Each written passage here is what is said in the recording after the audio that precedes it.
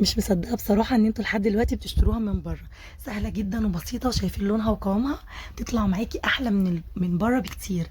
امشي معايا خطوه خطوه كده، وسهله وبسيطه، ما فيهاش اي حاجه صعبه، اي حد يقدر يعملها. يلا نسمي الله، وما تنسوش تصلوا على النبي في التعليقات.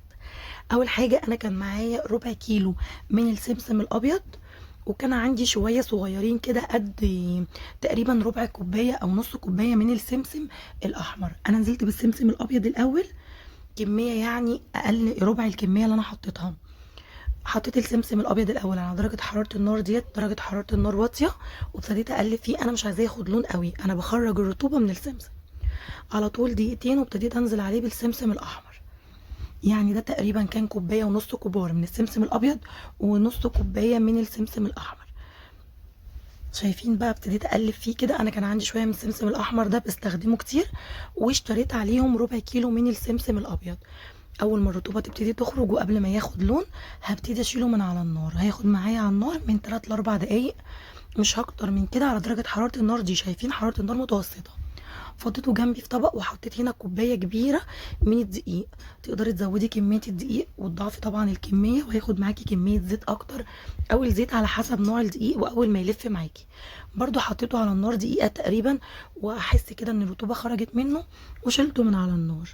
هنستخدم بقى الكبه الصغيره المطحنه اللي بنطحن فيها الفلفل الاسود بتاعه الخلاط. دي بتنعمه كويس جدا، لاني قبل كده استخدمت الكبه الكبيره بتاعه البصل وما عملتوليش حلو، كان خشن. تقدري وانت بتحمصي السمسم لو عندك معلقه من الفول السوداني تحطيها. انا ما كانتش عندي واستغنيت عنها. باي حاجه في البيت كده اعمليها. هي دي المطحنه اللي بقولك عليها. حطيت كميه مش ما مليتهاش قوي عشان يطحن معايا كويس جدا.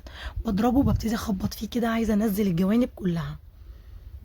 لو لسه بتشوفيني لحد دلوقتي، لايك وشير بقى للفيديو عشان لسه ما عملش الطحينه يعملها. اول ما تبتدي تنعم معايا بجيب برضو معلقه، وببتدي انزل الجوانب كده بتاعتها عشان ارجع اضربها تاني. انا عايزه زي الزيت اللي فيها يبين، زيت السمسم. انا لسه ما ضفتلهاش زيت، زيت السمسم بتاعها نفسه يبتدي يظهر، تبتدي فيها لمعه كده كانها خلاص اتبلت. اضربي كويس بقى جدا لحد ما تنعمي. وهنا هحط شفشق بقى الخلاط جنبي، وهتبتدي تنزلي بكل الكميه اللي هتضربيها في قلب الخلاط. شايفين لونه بيفتح بقى، وانا برضو بعيد عليه بالضرب عشان يبقى ناعم جدا، وتبقى شبه القوام بتاع بره كويس جدا. خلاص بقى هنفضيها في الشفشق، وهنعمل كل الكميه بالشكل اللي انتوا شايفينه ده. سهله جدا بصراحه كده، وما بتاخدش وقت، وحاجه كده في ربع ساعه بتعمليها. شايفين بقى الزيت اللي انا بقولك عليه؟ هتاخدي بالك من لمعه بسيطه كده في السمسم. لونها بصراحه حلو قوي، وطعمها حلو قوي، بتسهل عليكي كتير. طول ما هي في التلاجة بتبتدي تعملي منها وصفات كتير وسهله جدا. الدقيق اديته ضربه كده عشان لو في اي تكتلات من النار تكون فكت خالص، يعني ما ضربتهوش كتير ولا حاجه، ضربه بسيطه كده.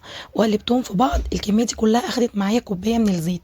وبرده كنت بحط الزيت بشكل تدريجي كده، عشان لو احتاجت معايا زيت اكتر او خلاص لمت، انت بعينيكي هتقدري تحكمي هي محتاجه تاني ولا لا، لحد ما تلف معاكي. يبقى القوام ده كده حلو قوي، ولا هتزودي زيت ولا هتزودي حاجه، طبعا حسب نوع الدقيق. شايفين الجمال؟ بجد بجد تحفه. شايفه الكميه؟ البطرمان دوت انا بستخدمه، جايبه منه نوع تاني، يعني كذا نوع، كذا برطمان، وبياخد معايا كيلو من السكر. وهو ملأ باقي حته صغيره، يعني تقريبا دي كيلو الا ربع من الطحينه. بجد حلوه جدا وقوامها هيجنن. لو وصلتي لحد هنا في الفيديو ومش مشتركه في القناه، استنيكي تشتركي في القناه وتفعلي جرس التنبيه. كل سنه وانتم طيبين، ان شاء الله الفيديو يكون عجبكم، واشوفكم على خير ان شاء الله في فيديو جديد، وباي باي.